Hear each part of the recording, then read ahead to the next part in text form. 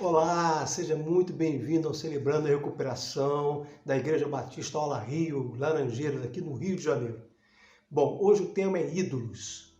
É essa coisa aí para onde nós recorremos em momentos de pressão e de dor, que aparentemente, no primeiro momento, alivia a nossa dor, mas que depois pode ser também o nosso algoz, o nosso objeto de sofrimento e de dor. Hoje o tema é ídolos, estelionato sentimental, esse embuste sentimental, esse mecanismo de dissimulação.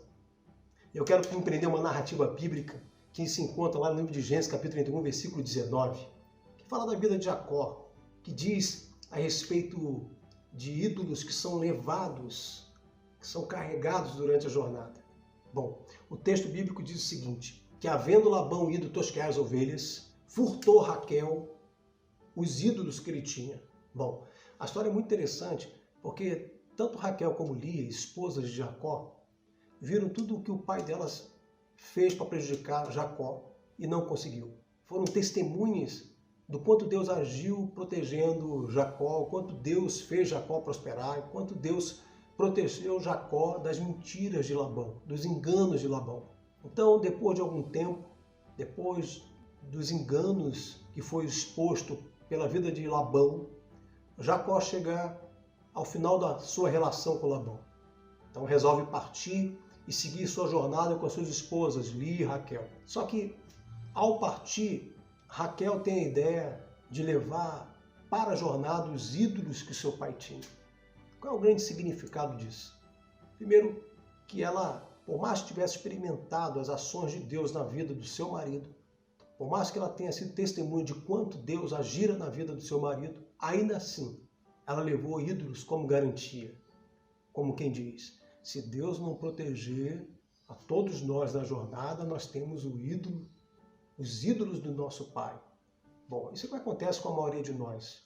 Nós entramos numa jornada, numa peregrinação espiritual, mas a gente coloca na mochila ídolos.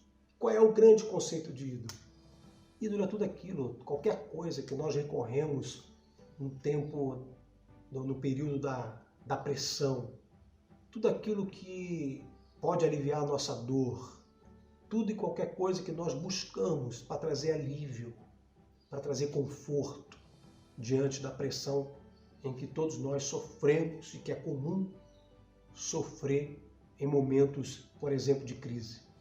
Bom, como esses ídolos foram construídos? Você veja que Raquel leva os ídolos do seu pai junto consigo, na jornada com o seu marido Jacó. Bom, ídolos são construídos durante a nossa existência. Pense na prostituição como um grande ídolo da vida de muitos homens. Pense em um menino em que foi rejeitado pelos seus pais e que cresceu e que encontrou numa prostituta, todas as vezes que foi rejeitado pelas suas namoradas, esposas, sei lá quem ele tenha tido relação, ele buscou nas prostitutas, nos braços de uma prostituta, aceitação, o qual sabemos todos nós que é um engano, uma sensação de alívio falsa, é um estelionato sentimental. Bom, agora pense comigo em um outro caso, um adolescente que, em vendo os seus pais num período de separação, fica tremendamente frustrado com aquela situação e resolve buscar alívio no consumo de álcool. E aí o tempo passa, ele se converte à fé cristã, entra para o seminário teológico, vira um grande líder de igreja, encontra uma mulher, se casa, tem filhos com essa mulher. Com o tempo se torna pastor de uma igreja. E aí ele começa a sofrer pressão e dor. No ministério, um grupo tenta pedir a sucessão pastoral. Não está satisfeito com ele, pela direção que ele está tendo na igreja, enfim. E ele tem essa pressão ministerial. Só que ele também está sofrendo uma dor terrível na sua relação conjugal. A sua mulher é uma mulher meio que rixosa, inflexível, de pouca espiritualidade. Então ele sofre nessa relação conjugal. E, consequentemente, os seus filhos estão perdidos, estão meio que rebeldes, vendo a situação do pai, a forma como o pai está sendo tratado na igreja, aquela que deveria abraçar o seu pai, aquela que deveria amar o seu pai. Então elas começam a se tornar rebeldes, começam a se afastar da fé cristã. Então esse homem está com um problema na educação dos seus filhos, tem um problema de relacionamento conjugal e tem um problema ministerial. O mesmo adolescente que na separação dos seus pais buscou o consumo de álcool. O álcool, em um período da sua vida, aliviou sua dor. Ele resolve buscar o seu ídolo para que pudesse aliviar a sua dor. E ele faz isso. Só que esse álcool alivia ele por um período.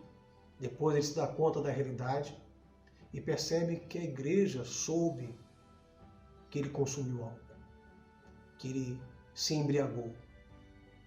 Então a igreja agora tem argumento suficiente para tirá-lo da direção da igreja.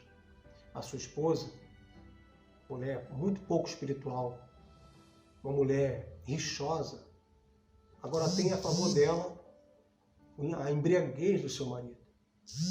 E os seus filhos têm no pai um péssimo testemunho. Veja, o ídolo aliviou ele em um momento, mas estragou a vida dele. Bom, vamos pensar aqui na variação de ídolos. Eu falei de bebida alcoólica e falei de prostituição. Mas existem variações de ídolos muito ruins, facilmente reconhecidos, e ídolos repugnantes. E normalmente eles estão linkados à questão da sexualidade, da moral. Por exemplo, o da prostituição, o da pornografia, o do adultério. Outros são, de certo modo, vivem na ilegalidade, por exemplo, de consumo de drogas, vício. São ídolos que pessoas procuram para que eles possam aliviar a dor e a pressão que pessoas vivem no dia a dia. Mas, como eu disse, eles podem trazer depois um peso maior. Existe uma variação de ídolos, por exemplo, ídolos que não são facilmente reconhecidos, que não são tão ruins assim. Por exemplo, será que a compulsão de comida é ruim? A compulsão em comprar é tão ruim? É vista do mesmo modo que é vista as questões morais na área de sexualidade? Mas não deixam de ser ídolos. Pessoas que ficam ansiosas, elas buscam, por exemplo, comprar. E aí, naquele primeiro momento, tem alívio. Depois vem a conta, vem o cartão de crédito, vem a dívida. Pessoas que são compulsivas, por exemplo, o alimento, elas têm aquele prazer de se alimentar. Depois vem aí o peso. Mais do que isso, falta de saúde. Então veja, ele traz alívio, mas depois ele traz peso. E veja também, há uma variação de ídolos. Ídolos repugnantes do ponto de vista moral, ídolos da sexualidade, ídolos que não são tão ruins, que não são facilmente reconhecidos. E tem os ídolos de classe A, aqueles que promovem a pessoa. Então, por exemplo, o ministério pastoral pode ser um grande ídolo. O ministério pode ser um grande ídolo. A construção da grande igreja, a quantidade de pessoas que ele dirige pode emocionalmente ser um embuste, porque pode enganar ele e ele pode achar que está dando certo como pessoa, como cristão. Então são ídolos variados. Bom, o que é importante nisso tudo, da variação de ídolos? É que eu preciso pensar direitinho em uma coisa. Bom, se você fosse um grande inimigo de uma pessoa e desejasse matar, roubar e destruir uma pessoa, e se você tivesse também o histórico dessa pessoa em mãos, tudo que aconteceu na vida dessa pessoa durante a existência dela, ou seja, se você reconhecesse o ídolo dela, qual seria a sua tática? Aonde você tentaria essa pessoa? Entendeu? Como o ídolo funciona? Como ele é uma ferramenta ou um mecanismo de dissimulação? Como ele é um embuste emocional? E por que isso? Porque ídolo é uma fonte imperfeita. E por que isso? Porque do mesmo modo que você dá direito a algo ou a alguém imperfeito de te fazer feliz, você também dá o direito dessa coisa de te fazer infeliz. É comum as pessoas casarem para que o outro a faça feliz. Mulheres casam com homens para que homens façam ela feliz e homens casam com mulheres para que as mulheres façam eles felizes. Só que ao mesmo tempo que ele dá o direito do outro fazê-lo feliz, ele dá o direito também de encontrar felicidade, infelicidade nesse outro. O que eu vou falar aqui é que, primeiro, os ídolos precisam ser jogados fora. Eles não podem ser fonte de alívio, de dor e de pressão.